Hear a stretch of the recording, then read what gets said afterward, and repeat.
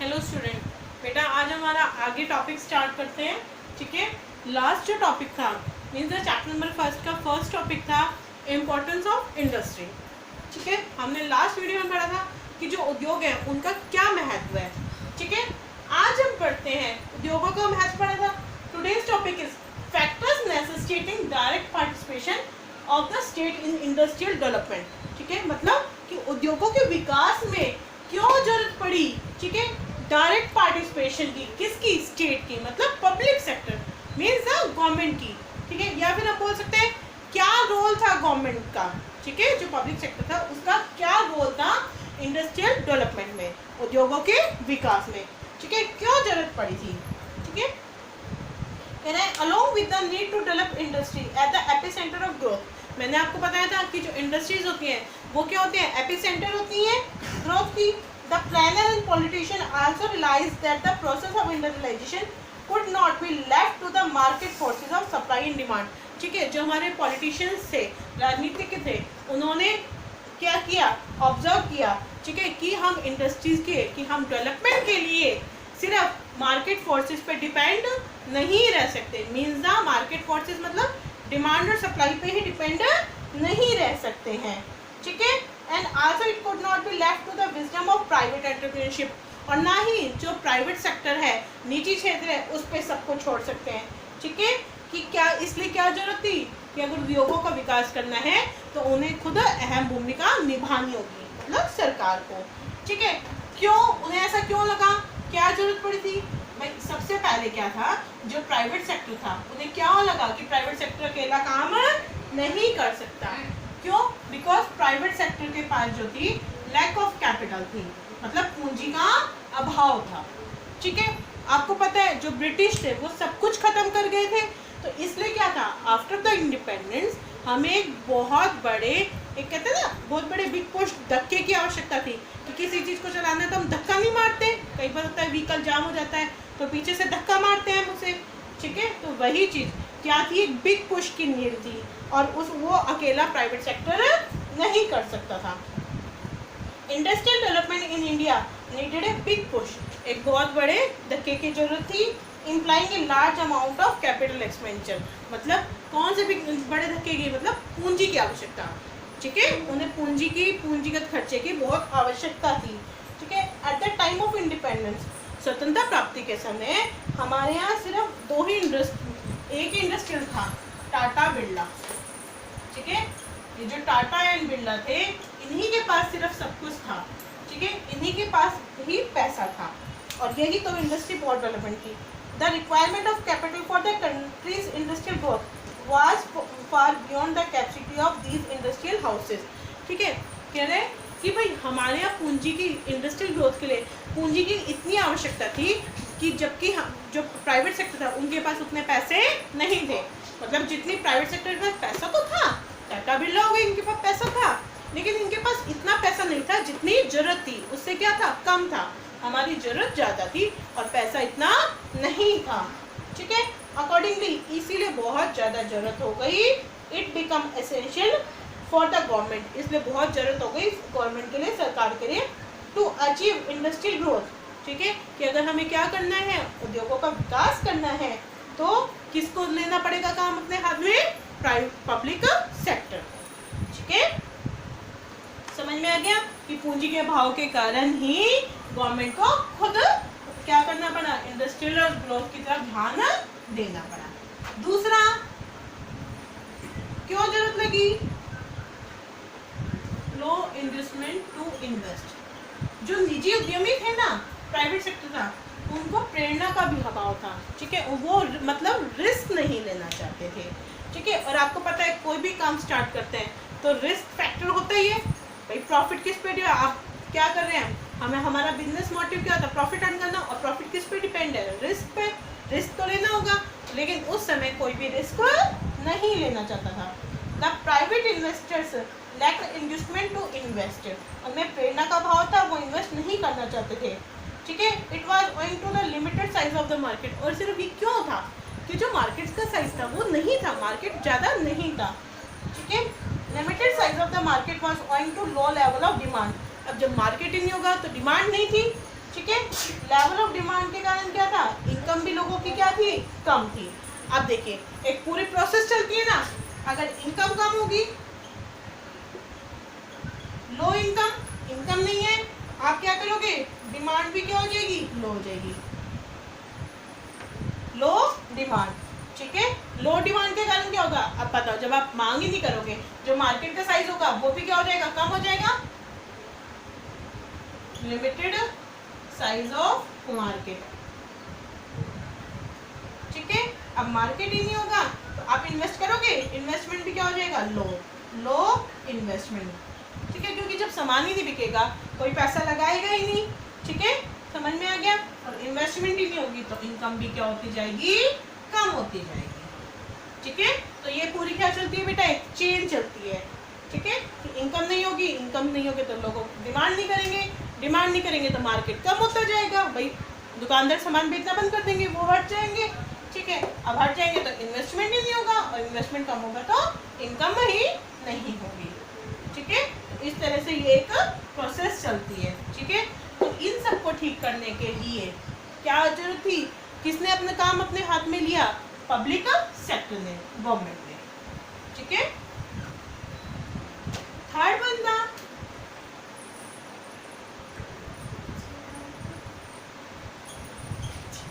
Growth with social justice. ठीक है भाई, पब्लिक जो सेक्टर है, सरकार ने काम अपने हाथ में इसलिए भी लिया, इंडस्ट्रियल डेवलपमेंट की तरफ इसलिए भी खुद उसने ध्यान दिया कि सरकार नहीं चाहती थी कि मार्केट में क्या हो जाए, एकाधिकार आ जाए। ठीक है, जो निजी उद्यमी है उनकी मोनोपोली हो जाए। ठीक है, क्योंकि देखो जब प्राइवेट सेक्टर काम करता है वो सिर्फ सेल्फ के लिए करता है, वो सोशल जस्टिस की तरफ ध्यान नहीं देता, सामाजिक न्याय की तरफ ध्यान नहीं देता, उन्हें कोई मतलब नहीं है, वो सिर्फ अपने प्रॉफिट की तरफ ध्यान देते हैं। ठीक है, इसलिए भी डेवलपमेंट के लिए किसने हाथ उठाया, सबसे पहले गवर्नमेंट ने। ठीक है, the government realised that this objective could be achieved only through direct participation of the state in the process of industrialisation. ठीक है, कि भाई इंडस्ट्रियल ग्रोथ, सरकार को लगा अगर हम इस उद्देश्य को पूरा करना चाहते हैं तो हमें खुद काम को हाथ में लेना पड़ेगा, बिकॉज इट रिक्वायर इन्वेस्टमेंट। इसके लिए क्या चाहिए थी, इन्वेस्टमेंट चाहिए थी, that generates employment rather than investment that maximize profit। ठीक है, सरकार चाहती थी प्रॉफिट तो हो लेकिन साथ में लोगों को क्या मिले, रोजगार मिले, क्योंकि अगर लोगों को रोजगार मिलेगा तो अपने आप ही इनकम सबकी बढ़ती जाएगी, डिमांड भी बढ़ जाएगी, इन्वेस्टमेंट भी अपने आप इंक्रीज हो जाएगा। ठीक है, समझ में आ गया बेटा। तो इन सब के कारण कि भाई निजी उद्यमी थे, उनके पास पैसा नहीं था, इसलिए सरकार ने काम स्टार्ट किया। ठीक है, उनमें प्रेरणा का भाव था, लो इन्वेस्टमेंट थी इन्वेस्ट के लिए, वो इन्वेस्टमेंट नहीं करना चाहते थे, और इसलिए भी कि सरकार चाहती थी कि जो विकास हो वो सामाजिक न्याय के साथ हो। ठीक है, समझ में आया बेटा। नेक्स्ट टॉपिक है भाई, अब सरकार ने काम कर लिया। ठीक है,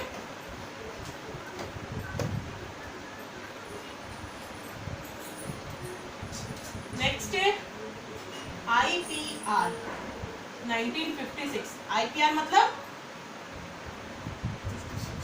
industrial policy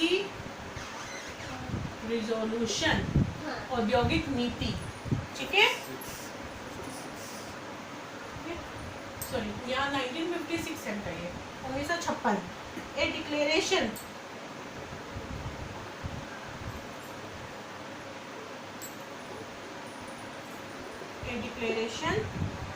on leading role of the state। ठीक है, जो हमारी 1956 की औद्योगिक नीति थी, ठीक है, वो क्या थी, राज्य की प्रमुख भूमिका का घोषणा पत्र थी। ठीक है, ये जो IPR थी भाई, हम कह रहे हैं कि किसने काम अपने हाथ में लिया, पब्लिक सेक्टर ने। अब कैसे पता चला पब्लिक सेक्टर ने अपने हाथ में, अपने पब्लिक सेक्टर काम कर रही है। ठीक है, वो कैसे प्रूफ हुआ, इस पॉलिसी के थ्रू, जो 1956 में हमारी जो पहली पॉलिसी बनी थी इंडस्ट्रीज डेवलपमेंट के लिए, वो कब बनी थी, 1956 में। IPR इंडस्ट्रियल पॉलिसी रिजोल्यूशन, ये जो पॉलिसी है यही बताती है, ये घोषणा पत्र थी। ठीक है, कि उन्होंने घोषणा की थी कि भाई हम ये काम खुद करेंगे, ये काम प्राइवेट सेक्टर कर सकता है। ठीक है, समझ में आ गया बेटा। resolution 1956 was a clear declaration. जो हमारी IPR 1956 थी, ये क्या था? क्लियर डिक्लेरेशन था, ठीक है, of the government on the leading role of the government in the process of industrialisation, ठीक है. This resolution led a road map of the second 5 year plan. जो हमारी दूसरी पंचवर्षीय योजना थी, उसने इसको क्या दिया? एक तरीके का रोड मैप. हम जाते हैं ना कहीं भी, तो जगह हमें कहीं जाना होता है तो हम मैप देखते जाते हैं, रोड पे लिखा होता है ना कि आपको रेवाड़ी जाना है, इधर जाइए, बावल जाना है, इस साइड जाइए, ठीक है. तो ये जो पॉलिसी थी, इसने भी एक तरीके का रोड मैप का काम किया. कौन सी योजना के लिए? सेकंड के लिए, ठीक है, सेकंड 5 ईयर प्लान के लिए. This is the 1 marks question also कि आईपीआर ने किसके, कौन सी जो प्लान था उसके लिए रोड मैप का वर्क किया, ठीक है. तो कौन से के लिए किया? सेकंड 5 ईयर प्लान के लिए, ठीक है. Also it was milestone of achieving growth with social justice, ठीक है. तो हम इसके एलिमेंट्स को पढ़ते हैं कि भाई कैसे क्या किया. सबसे पहले इसमें क्या था? ये डिक्लेरेशन, इस डिक्लेरेशन में क्या क्या किया? 3 फोल्ड क्लासिफिकेशन ऑफ इंडस्ट्री, ठीक है. इस आईपीआर में सबसे पहले घोषणा किया कि उद्योगों का 3 भागों में विभाजन कर दिया, ठीक है. जितने भी उद्योग थे उनको 3 पार्ट में पार्टिसिपेट कर दिया, ठीक है. कैसे पार्टिसिपेट किया? कुछ इंडस्ट्रीज को तो खुद के लिए सिक्योर कर लिया, ठीक है. Those which would be established and developed exclusively as public sector enterprises. These include automatic energy, defense and railways, ठीक है. 3 जो थी, atomic energy, defence and railway, ठीक है. ये 3 इंडस्ट्री सिक्योर कर ली. इस डिक्लेरेशन में क्या कहा गया कि अगर आपको ये 3 काम करने हैं तो आप कोई भी इस काम को नहीं कर सकता. ये काम सिर्फ कौन करेगा? गवर्नमेंट सेक्टर ही करेगी, ठीक है. दोज विच कुड बी, मतलब इस 3 फोल्ड क्लासिफिकेशन में क्या किया? उद्योगों को 3 भागों में बांट दिया. कैसे?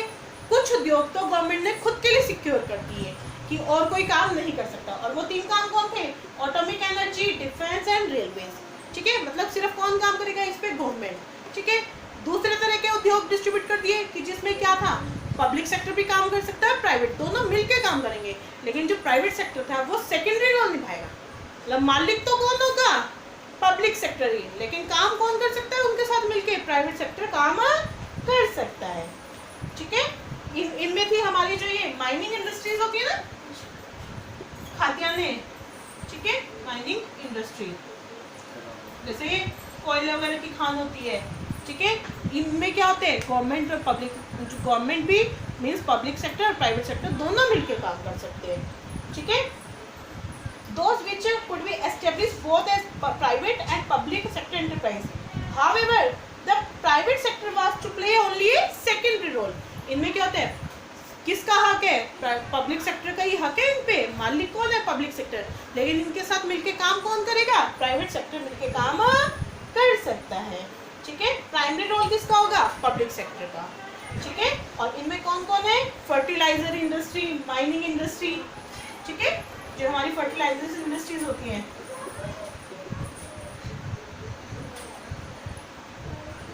ठीक है, और माइनिंग इंडस्ट्री. तीसरा, और बाकी इनको छोड़ के जो भी उद्योग थे, जो भी इंडस्ट्रीज थी, वो सब क्या कर दी गई? फ्री छोड़ दी गई कि आप कोई भी काम कर सकता है. इन दोनों को छोड़ के जो भी थी वो प्राइवेट सेक्टर के लिए छोड़ दी गई. मतलब हमारे इसमें क्या डिक्लेरेशन किया गया? जो इंडस्ट्रीज थी उनको 3 पार्ट्स में डिस्ट्रीब्यूट किया, ठीक है. Atomic energy, defence and railway को किसके लिए छोड़ दिया? पब्लिक सेक्टर के लिए. तो भाई इस पे कोई भी काम नहीं कर सकता, इस पे सिर्फ कौन काम करेगी? गवर्नमेंट, ठीक है. माइनिंग इंडस्ट्री और फर्टिलाइजर इंडस्ट्री में दोनों सेक्टर काम कर सकते हैं, दोनों सेक्टर काम करेंगे, पब्लिक सेक्टर भी और प्राइवेट सेक्टर भी, ठीक है. बट प्राइमरी हक किसका होगा? प्राइमरी राइट किसका होगा? पब्लिक सेक्टर का. और ये कौन सा रोल निभाएगी? सेकेंडरी रोल, ठीक है. और इन दोनों को छोड़ के जितनी भी इंडस्ट्रीज है सबको फ्री छोड़ दिया गया. किसके लिए? प्राइवेट सेक्टर के लिए, निजी उद्योगों के लिए, प्राइवेट सेक्टर के लिए, ठीक है. इसमें क्या क्या घोषणा की गई? सबसे पहली घोषणा थी इंडस्ट्रीज को 3 पार्ट में डिस्ट्रीब्यूट करना, ठीक है. नेक्स्ट वन इज द दूसरी घोषणा इसमें क्या की गई, इंडस्ट्रियल लाइसेंसिंग। ठीक है, कि अगर आपको काम करना है, इंडस्ट्री खोलनी है, तो क्या लेना पड़ेगा आपको, लाइसेंस लेना पड़ेगा। ठीक है, industries in the private sector could be established only through a licence from the government. ठीक है, इस आईपीआर में ये भी डिक्लेरेशन की गई कि भाई अगर कोई भी प्राइवेट सेक्टर है क्या करना चाहता है, इंडस्ट्री खोलना चाहता है, तो उसे सरकार से सबसे पहले क्या लेना पड़ेगा, लाइसेंस लेना पड़ेगा। ठीक है, ये किस रीजन से किया गया, ताकि क्या हो भाई, ताकि जो लोग इंडस्ट्रीज हैं वो बैकवर्ड एरिया में खोल सके। ठीक है, मतलब जो पिछड़े इलाके थे उनके विकास के लिए। उस समय क्या होता था, जो पिछड़े अगर कोई लोग चाहता है इंडस्ट्री खोलना और वो पिछड़े इलाके में खोल रहे हैं तो उन्हें तुरंत परमिशन मिल जाती थी।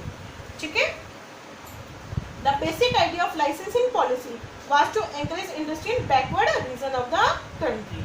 ठीक है, जिससे क्या हो, बैकवर्ड एरिया है, अगर बहुत अच्छा एरिया ऑलरेडी और वहाँ इंडस्ट्री खोले तो इतना कोई इफेक्ट नहीं पड़ेगा, लेकिन अगर बैकवर्ड एरिया में खोलेंगे तो वहाँ की भी डेवलपमेंट होगी, इससे क्या बढ़ेगा, इक्वलिटी, समानता बढ़ेगी। ठीक है, समझ में आ गया बेटा। Next one is the next इसमें घोषणा की गई इंडस्ट्रियल कंसेशंस। ठीक है, कुछ रियायतें भी दी गई। ठीक है, सिर्फ यही नहीं था कि उन पे प्रतिबंध लगाया गया, नहीं, रियायतें भी दी गई। ठीक है, the private entrepreneurs were offered many type of industrial concession for establishing industry in the backward region. ठीक है, अगर कोई बैकवर्ड एरिया में खोलता है तो कुछ उसे छूटें भी दी गई। ठीक है, किसके रूप में, सबसे पहले टैक्स के रूप में। ठीक है, कुछ टैक्स हॉलीडेज डिक्लेयर कर दी गई। ये जो कि आज का दिन क्या है, टैक्स हॉलीडे है, मतलब कि आज के दिन कोई भी टैक्स नहीं लगेगा।